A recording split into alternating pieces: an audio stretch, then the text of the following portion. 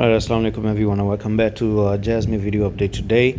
And Jasmy right now seems like it's still trying to come down due to Bitcoin as well.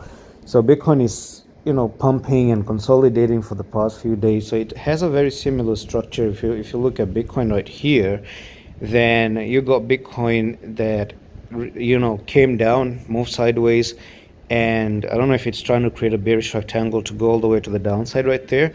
And secondly, you do have Jasmy that has created this sideways movement, and we're still holding support. Now you see, Jasmy right now and Bitcoin both are almost identical to what they're doing, and I'm going to tell you why. Number one, you got a double top and you have a neckline here that when you lose it, you're looking for a very, very big drop in a technical target all the way to the downside there. That's going to be very massive, okay? Really, really big drop.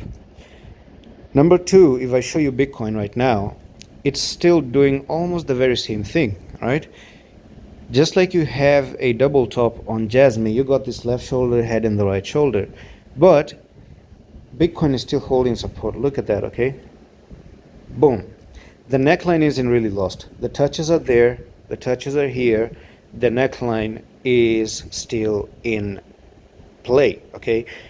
We haven't lost the support just yet. And if you look at Jasmy, even though you have a double top scenario right now, but the neckline is equally holding as well. For me, I've already talked about Bitcoin, that if Bitcoin is going to 25,800, something like that, that's when you might even look at Jasmy losing this neckline and backtesting, retesting and failing, and then finally drop down, and Bitcoin also drops down equally. So both of these things are going to be coming down. Bitcoin drops down, Jasmy drops down as well. That's all. That's all for this update on Jasmy. Signals for June are open.